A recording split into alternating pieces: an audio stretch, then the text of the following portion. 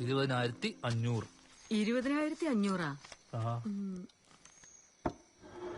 250 ഇല്ലല്ലോടാ. 250 ടൗണിൽ ഇറങ്ങുമ്പോ തരാം പോരെ. എന്റെ പൊന്നെ ചേച്ചി ചതിക്കില്ല, അതേ ഉള്ളൂ. ഒന്ന് നോക്കേച്ചി. എടാ ചില്ലറില്ല.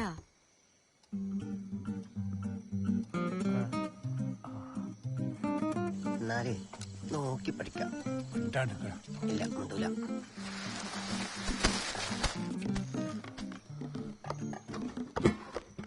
ഒന്നിങ്ങ് വന്നേ.